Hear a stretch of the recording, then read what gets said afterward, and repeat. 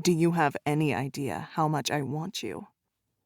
The sound of his voice lingers in my mind. I can still feel the way he touched me and the way he kissed me.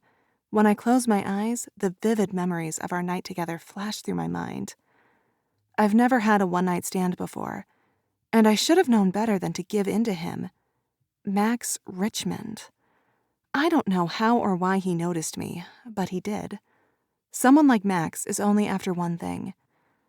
But he sure does have a way with words. And he knows how to treat a woman in bed. He has a way of making you feel like you're the only thing he could ever want. Never have I ever been with a man who thought about my needs. Not even my ex-husband knew how to make love right.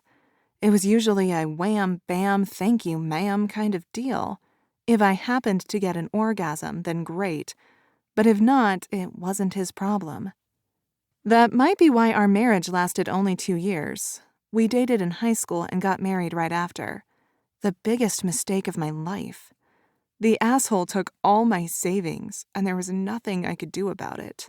Hence, why I'm now living with 2 women and have been working as a waitress at the Wesleyan Yacht Club for the past 3 years.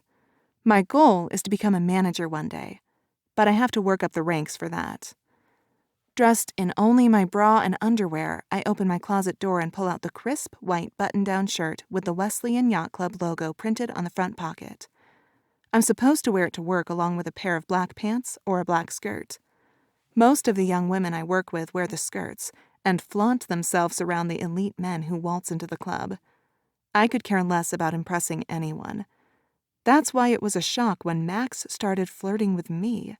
And even more of a shock when he was waiting out in the parking lot for me after my shift, asking if he could take me out, which ended up being a night sail on his boat, followed by hours of pure bliss. It felt amazing, but then morning came, and I made sure to leave before he woke up. He probably doesn't even remember my name. What really makes me nervous is being at the club. With the Regatta coming up, I know he'll be around with his yuppie friends. I hate this time of year. I'm constantly reminded how I'm beneath people like him. My bedroom door flies open and Kim saunters in. Her light brown hair is sleek and pulled back in a low ponytail, and she has on the same clothes I'm about to put on. We work together at the yacht club, and it's how we met. I was in a hard place financially, so she took me in as one of her roommates. I live with her and her sister, Holly, who is currently in school to be a dental assistant. Splitting the rent 3 ways makes it affordable, and it's helping me to save money so I can buy my own place one day. Kim walks over to my dresser and picks up a pair of my silver earrings. "Do you mind if I borrow these tonight?" She holds them up and stares at me through the reflection in my dresser mirror. Closing my closet door, I turn to her, grinning slyly. "Only if I can borrow your black sandals tonight." She nods once. "Deal!" Her mouth gapes and she jerks around, her eyes trained on my chest. "What is that?" She points at the spot on my breast. I look down and sigh. There's a giant hickey on my skin. Great. Just what I need. "It's nothing," I say, sliding my arms into the sleeves of my shirt. I button it up quick. "That's not nothing." Kim teases. "Who were you with last night? I heard you come in early this morning." She knows who Max Richmond is.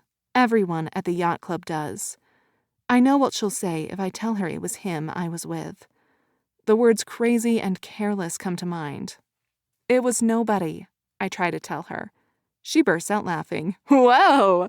Nobody left a huge-ass hickey on your boob. You must have had a good night." More visions play through my mind.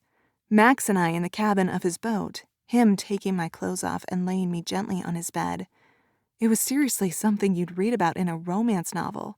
It was that perfect.